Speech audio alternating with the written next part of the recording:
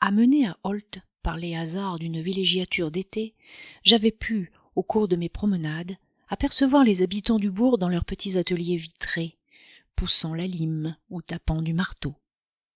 En ces pays picards, tous les hommes font de la serrure. On en compte 5000 dans le canton d'Holt, occupés à préparer des mécaniques de fermeture pour les portes, les fenêtres, les coffres et les armoires de toutes nos maisons de France. Les crissements des limes, les inharmonies stridentes des marteaux battant le fer vous assourdissent au premier moment, puis on s'habitue à cette musique utilitaire, et on s'intéresse aux travaux exécutés par les serruriers, on apprend à les connaître, et du même coup, on devient familier avec les serrures contre lesquelles nous maugréons parfois lorsqu'une clé bouchée ou un peigne mal huilé nous arrête à la porte de nos appartements. Je m'étais installée pour la saison chez le père Fruitier, un vétéran qui depuis 60 ans poussait la lime sur le même étau, et tous les matins je venais passer quelques instants avec lui dans le petit atelier dont l'auvent vitré s'ouvrait largement sur la mer.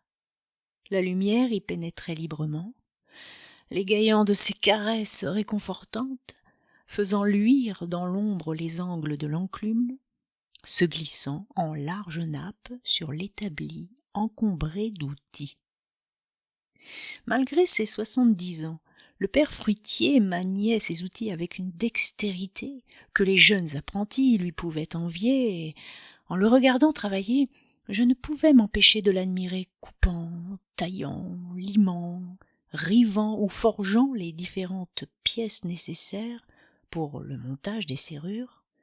Une vingtaine de pièces pour des serrures telles que celles que nous manions journellement chez nous, des serrures de sûreté à gorge.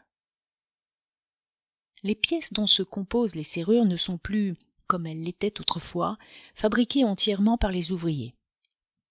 Il existe maintenant dans le canton d'Holt des entrepreneurs qui préparent chez eux les pièces des serrures et les livrent ensuite aux serruriers, découpées, fondues ou estampées, toutes prêtes pour le dégrossissage et pour l'ajustage. Lorsqu'il avait reçu ces pièces, le père Fruitier les fixait avec soin dans l'étau, les amincissait à la lime, poussant l'outil brutalement, en arrêtant cependant la morsure à l'épaisseur exacte nécessaire pour l'accord parfait des différentes parties constitutives de la serrure. Après avoir ajusté le coffre de la serrure, c'est-à-dire le fond ou palastre, au couvercle ou foncet et aux 4 côtés, le vieil ouvrier reliait ces pièces définitivement à l'aide des étoliots. Ce sont des petits morceaux de fer carrés et longs que l'on rive par chacune de leurs extrémités dans les lames qu'ils doivent réunir. Mais avant de les river, il faut percer des trous, et pour cette opération, on se sert de 2 outils amusants de forme et de nom, la conscience et l'arçon. La conscience est une palette creuse en bois, que l'ouvrier s'appuie sur la poitrine. Au centre de cette palette, on place la tête d'un foret, dont la pointe est fixée sur la lame à perforer. C'est en tournant que le foret doit percer le trou, et pour lui donner le mouvement rotatif, on l'entoure d'un fil d'acier tendu sur un archet de fer, l'arçon. En faisant aller et venir l'archet, l'ouvrier appuie en même temps la conscience contre le foret, qui, de sa pointe, creuse rapidement des jours dans la plaque de fer. La manœuvre de l'arçon, quoique très simple, est une des plus fatigantes du métier, et lorsqu'il avait dû donner toute sa force pour jouer de l'arçon, le père Fruitier s'accordait quelques minutes de repos pour relever son tablier et essuyer ses lunettes avant de continuer son travail, qui consistait à découper dans la boîte de la serrure les emplacements des pennes et du canon, à dégrossir ces pièces à la râpe, puis à les limer avec les limes bâtardes, à les polir avec la demi-douce et la douce fine, à leur donner enfin une dernière caresse avec le bâton à émeri qui les termine. Mais lorsque les serrures sont finies, il faut encore les noircir à la corne chaude, les frotter d'huile avec une plume pour les empêcher de rouiller, ce que le père fruitier appelait avec malice leur donner les saintes huiles, puis les envelopper de papier gris avec leurs clés, avant qu'elles ne soient prêtes pour la livraison au patron usinier. Le samedi, à cette occasion, le père fruitier, sa tâche terminée, se reposait, et je l'accompagnais volontiers dans sa sortie hebdomadaire, me mêlant à la population remuante et bruyante qui, aux portes de la fabrique, attendait l'heure de la livraison et de la paye. Je pouvais voir, réunis là, des ouvriers de tous les âges et des deux sexes, les fournisseurs habituels des articles de serrurerie nécessaires à la France et à ses colonies, les représentants de cette industrie serrurière qui commence à la Brelle et finit à la baie de Somme.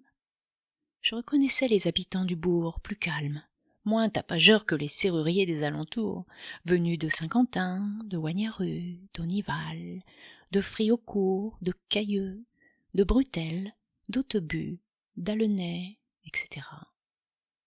Et qui, se sachant en perspective une longue route de retour, se pressaient et se bousculaient pour passer les premiers à la caisse.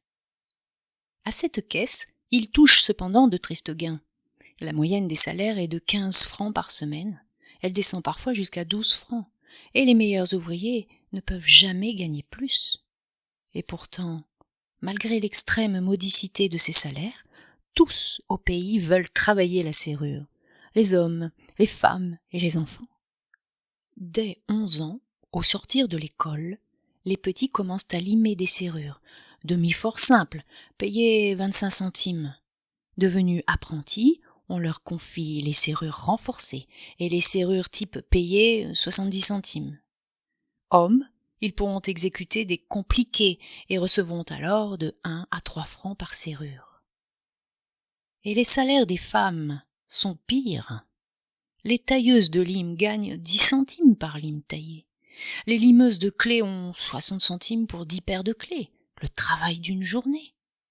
Les cadenassières sont payées 20 centimes à 25 centimes par douzaine de cadenas montés.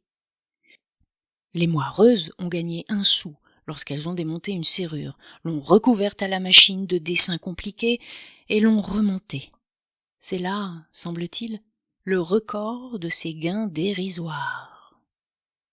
Évidemment, se loger, manger, vivre pour de pareils salaires semblerait en d'autres pays un problème économique insoluble, mais les serruriers picards possèdent pour la plupart la petite maison qu'ils habitent. Ils ont leur jardin qu'ils cultivent. L'air et le soleil leur permettent des santés corporelles que nos ouvriers des villes, logés dans les coins exigus de grandes casernes sans lumière et sans hygiène, ignorent et ne peuvent espérer avec leurs gains plus élevés. En outre, la division possible du travail et le travail chez eux leur permet de faire coopérer tous les membres de la famille à la recherche quotidienne du pain nourricier. C'est ainsi que j'avais eu l'occasion de rencontrer dans mes courses, aux environs du bourg de ces ateliers de famille vers lesquels m'attiraient des tableaux pittoresques, ou des scènes touchantes telles que celles que j'entrevis un matin sous l'auvent vitré d'un atelier, dans la pénombre du demi-jour. Devant un établi, 3 hommes et 2 femmes travaillaient. Le père ajustait des pièces de mécanisme que le fils préparait. Près d'eux, la mère et la fille taillaient des limes, creusant sans arrêt sur chaque nouvel outil les quelques 1200 dents pour lesquelles, à l'usine, on leur donnera 2 sous.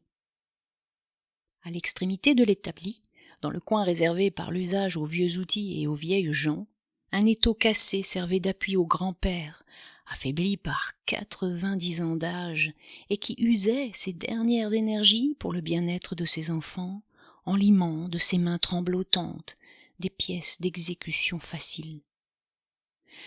Et ce qui rendait particulièrement touchant ce dernier effort au travail de l'ouvrier presque centenaire, c'est que le grand-père, en poussant la lime, berçait son petit-fils, le dernier-né de la famille, qui dormait au milieu de la pièce, enfermé dans son nid d'osier. Au bras droit du vieillard, une corde était attachée, et cette corde tirait le berceau le faisant osciller à chaque poussée de lime. Balancé par l'aïeul, l'enfant souriait dans son sommeil, insensible au bruit criard des battements métalliques, cette grinçante chanson du travail en pays serrurier.